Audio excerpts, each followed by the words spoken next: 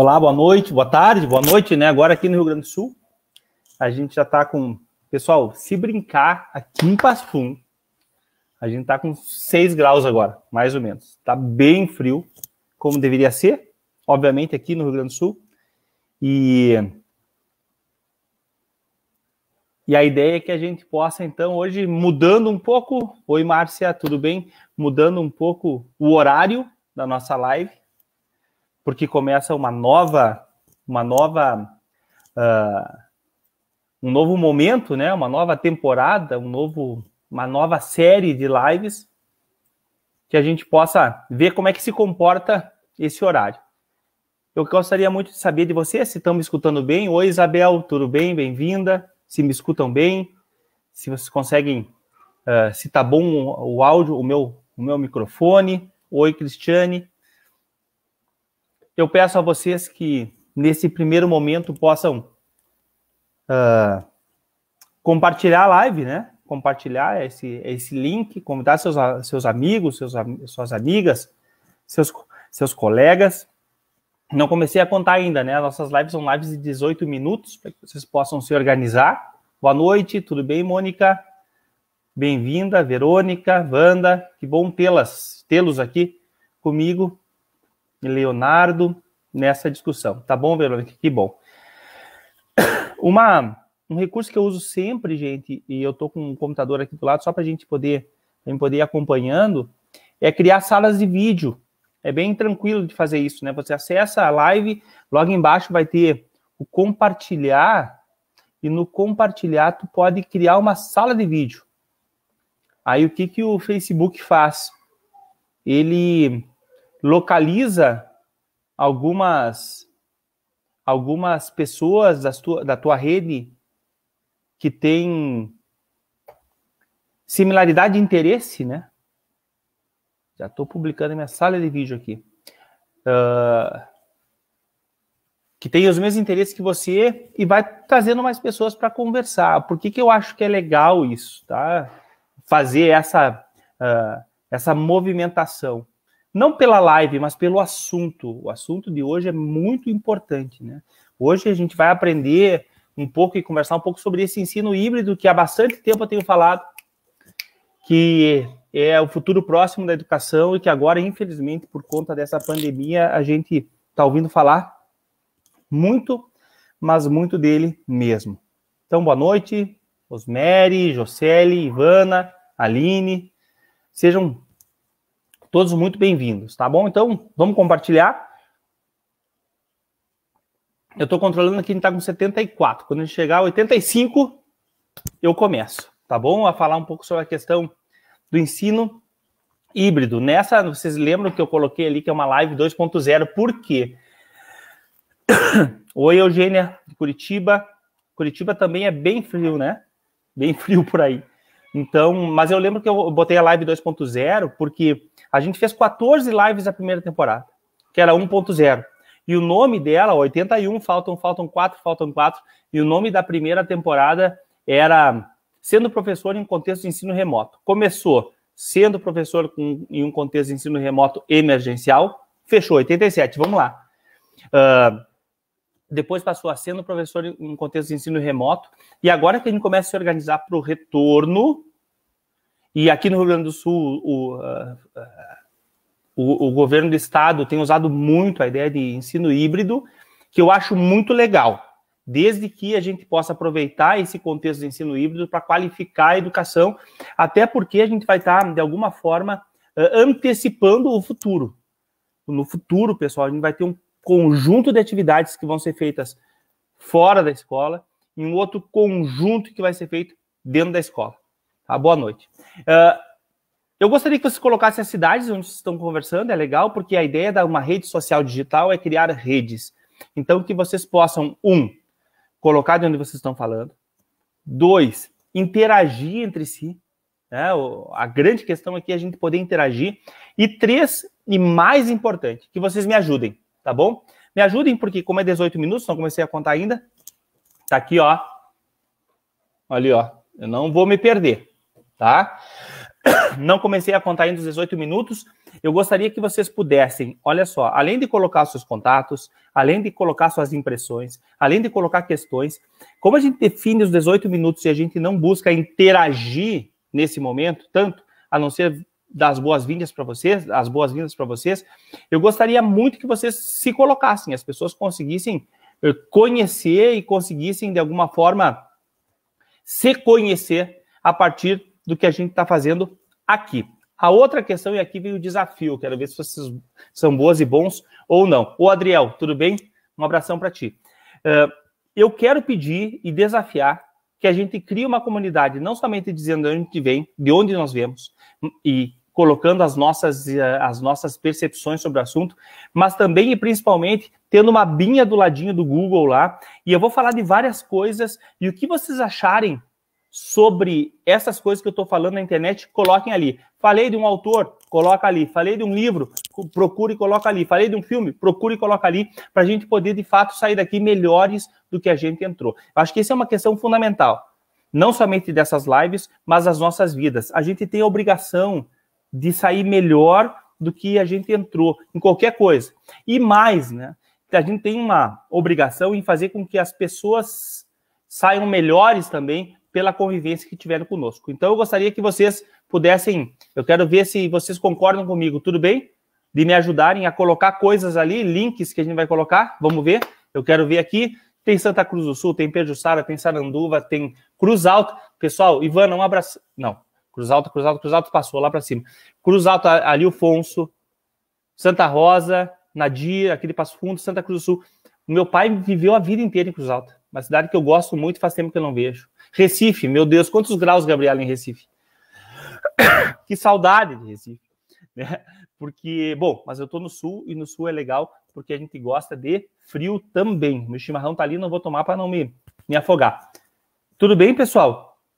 Aceito esse desafio? Vou falar algumas coisas, vocês largam coisas ali, tá certo? Procura na internet e larga a coisa ali. Muito bem. Eu quero começar, tá feita a comunidade e o nosso ajuste, hein? Eu vou procurar coisas, vou falar, vocês localizam e já largam links ali. Nós temos que sair aqui com redes, pessoas que se interessam por o assunto.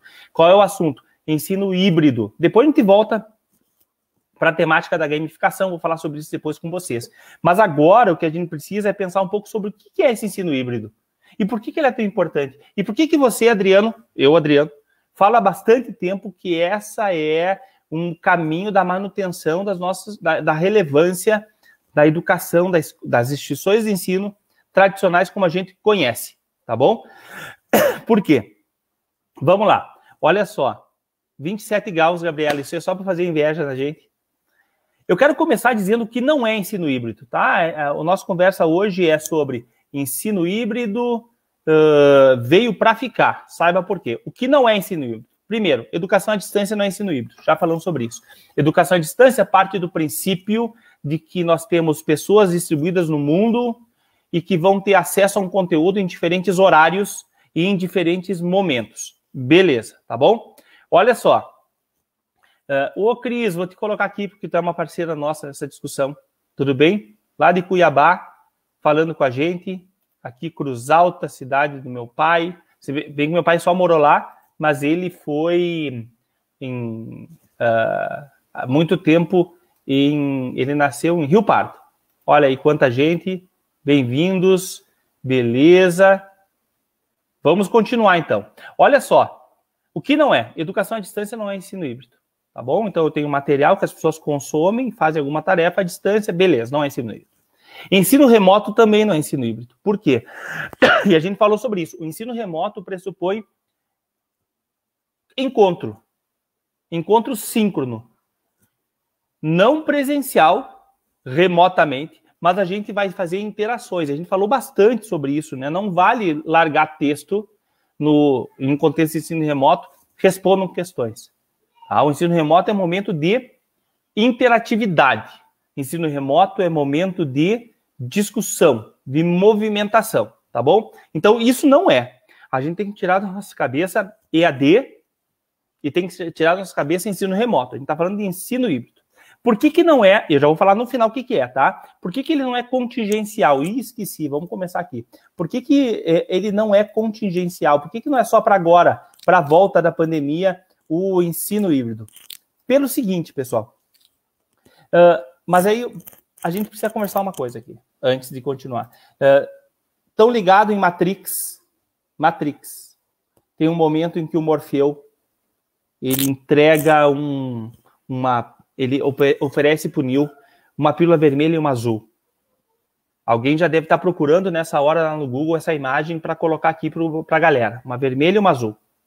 Aí, ele disse para o Neo o seguinte, olha só, se tu escolher a pílula vermelha, eu vou te mostrar um mundo que talvez tu não conheça, que não seja o mundo que tu está acostumado. Agora, se tu escolher a pílula azul, amanhã tu vai acordar e vai voltar tudo a ser como era antes, tá bom? Que tipo de analogia eu faço aqui? Que tipo de vinculação? A pílula vermelha é quem vai assumir, de fato, o ensino híbrido como uma possibilidade de qualificação da educação. E a pílula azul é aquela pessoa que pensa que ensino híbrido é a mesma coisa que a gente faz o ensino presencial, que já falei para vocês em alguns momentos que não adianta mais. E não funciona. Olha lá, o Pablo já deve ter colocado, só não consigo ver aqui, colocou, vou ver aqui nesse lado aqui, porque eu tô com esse mesmo, Pablo, essa imagenzinha mesmo, não é só, é um GIF, inclusive. Então é isso, para a gente continuar a história, a gente tem que abrir o coração, mas mais que abrir o coração, abrir a mente e ousar pensar, ou abrir a possibilidade de pensar que talvez o mais legal não seja fazer o que a gente faz na escola, no presencial, quando a gente fala de ensino híbrido, mas aproveitar isso para qualificar em muito o que a gente entende e faz por educação. Muito bem, eu vou trazer um dado para vocês, tá? Para provar que não é contingencial. A gente tem uma área da computação chamada inteligência artificial, e agora alguém deve estar procurando num canal chamado Nerdologia Inteligência Artificial para colocar o link ali para a gente. Olha só, a inteligência artificial tem a ver com a capacidade das máquinas em processar informações, identificar padrões e tomar atitudes. Para te ter uma ideia, e tem a ver com velocidade.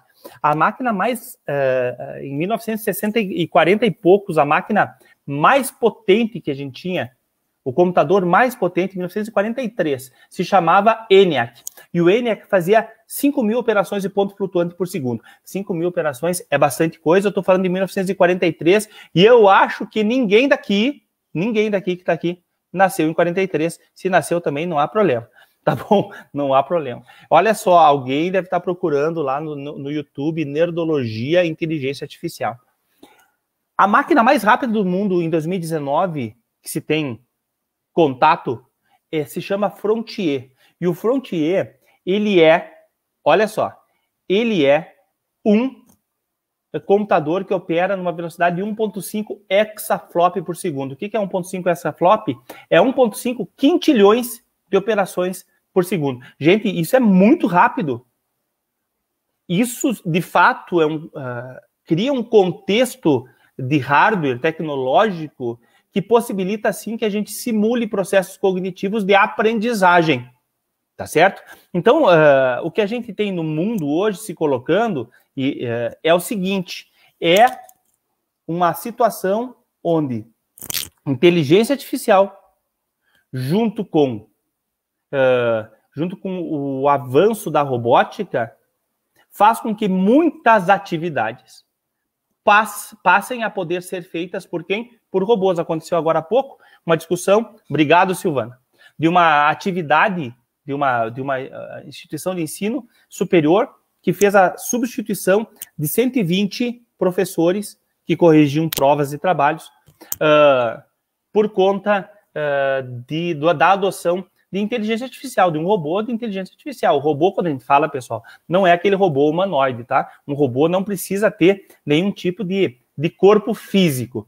Olha só, para a gente conversar um pouquinho, não estou cravando aqui, eu sei que tem um monte de questões envolvidas, mas essa situação foi exposta por uma denúncia, ou seja, tem um processo anterior em que os estudantes, no fim das contas, não sabiam quem estava corrigindo, se era um professor ou se era uma inteligência artificial. Portanto, aí já tem uma questão de discussão, tá bom? Mas que, de alguma forma, nos ajuda a compreender isso, que qualquer atividade que tenha um nível mínimo de previsibilidade e repetição vai ser feita no médio espaço de tempo de forma por um robô de inteligência artificial. Portanto, eu quero trazer para vocês aqui um cara chamado Papert. O Papert, que é o cara que inventou o Logo, que estudou lá no MIT, trabalhou junto com o Piaget, o Logo, que é o software educativo mais conteúdo. O Pablo colocou ali o link, tá? Que é o software educativo mais famoso que a gente tem, que é de programação da tartaruguinha. Ele dizia o seguinte: 1960 e poucos, a única habilidade competitiva a longo prazo é a nossa habilidade de aprender. Eu quero retomar uma questão que eu escutei, não me lembro qual foi a filósofa que falou isso, eu achei bem legal no TEDx. Ela falava o seguinte: olha, não é que os robôs vão tomar o nosso lugar, é que nós estávamos no lugar deles até que eles evoluíssem, ou seja, estamos liberados para fazer coisas mais criativas, para resolver problemas complexos, para exercer o nosso pensamento crítico e outras coisas por esta linha aí. Mas o que temos e eu estou só dizendo por que ele não é contingencial, dentro da sua concepção mais ampla. Ensino híbrido vai nos ajudar a não ter que competir com robôs. Ensino híbrido pode qualificar a educação no sentido de que a gente possa assumir, de fato, funções e atividades que são ligadas à criatividade, ao pensamento crítico e à resolução de problemas. E esses três elementos coincidentemente aparecem lá no relatório futuro das profissões do Fórum Econômico Mundial. Gente, ninguém vem me falar, isso aí são os Yankees, é o neoliberalismo, é isso e aquilo. Pessoal, a gente tem que pensar o seguinte: uma coisa é realidade e outra coisa é perspectiva, né? O que eu quero chegar. Olha só, um grupo formado pelos principais líderes do mundo, eles têm poder de influência. Portanto, enquanto a gente luta, a gente tem que formar pessoas para que elas possam, de fato, fazer a diferença no mundo que está aí. Mas esquece o Fórum Econômico Mundial, tá bom? Esquece o relatório futuro das profissões. De fato, o mundo que se coloca demanda senso crítico, no mundo de fake news e excesso não, de abundância de informações, demanda a capacidade de resolver problemas, e isso tem o que a gente fala muito sobre, tem escutado muito sobre soft skills, né? E demanda principalmente a criatividade, ou seja, a criação de soluções. Adriano, esquece esse negócio, porque eu acho que ele não tem que escutar nada que vem do Fórum Econômico Mundial. Então, toma Piaget. Piaget fala o seguinte: olha só, a primeira meta da educação é criar homens que sejam capazes de fazer coisas novas, capazes de ser criadores, inventores e descobridores. Põe 1982, o Piaget falou sobre isso. Então é isso que nós temos que começar, e como é que a gente pode trabalhar, e por que o ensino híbrido, na minha concepção, e numa concepção mais ampla, e não só na minha, obviamente, ela pode qualificar muito a educação. Por uma coisa que o Humberto Eco falou. Humberto Eco falou uma vez o seguinte: olha, a função das instituições de ensino, seja de educação básica ou superior, é basicamente duas. Uma, colocar as pessoas juntas. E duas, ensiná-las a trabalhar juntas. Opa, começou a surgir no fundo do túnel a ideia de ensino híbrido. Ou seja, quando as pessoas estão juntas, elas têm que aprender a trabalhar juntas. Portanto, pessoal, a gente tem que, e a gente viu que muitas coisas são possíveis fazer agora. A pandemia nos ajudou a ver isso, né? Muitas coisas que a gente fazia presencialmente não são necessárias. A gente pode continuar fazendo de forma remota. Ou seja, vamos deixar para quando estivermos juntos coisas que são especiais, coisas que são diferentes, coisas que mobilizem competências, e não coisas que nos igualizem, que nos tratem todos como iguais, né? Não precisamos mais ir para a escola ou ir para a universidade para ter acesso a uma coisa que eu poderia ter acesso fora. Então, eu acho muito legal isso que o Humberto Eco colocou, né? O papel das instituições de ensino é colocar as pessoas juntas e, feito isso, ensiná-las a trabalhar junto. A gente tem que, meu Deus, esquentou o negócio aqui. A gente tem que pensar que tem que fazer valer muito a pena um jovem, um trabalhador, uma criança, mas principalmente agora pensando no ensino superior, que pega um trabalhador, o cara que trabalhou 8 horas de dia, fica 2 horas no ônibus, vai ter 3 horas de aula, 3 horas e meia, e vai ficar mais 2 horas no ônibus, ou seja, mais tempo viajando do que na escola, tem que fazer valer a pena. Você tem que fazer, não dá para fazer perder o tempo desse cara. Tempo é um recurso escasso, é um recurso não renovável, e a gente não tem direito de fazer as pessoas perder tempo. Então, olha só, Nessa lógica, diz que sempre tem que citar o Einstein, né? O Einstein sempre dizia, olha, sempre dizia, pelo menos é atribuída a ele a frase que diz o seguinte, não podemos querer resultados diferentes fazendo a mesma coisa. Por isso que eu falei lá em cima que ensino híbrido não é fazer algumas coisas do ensino ou ensino presencial à distância, não é isso.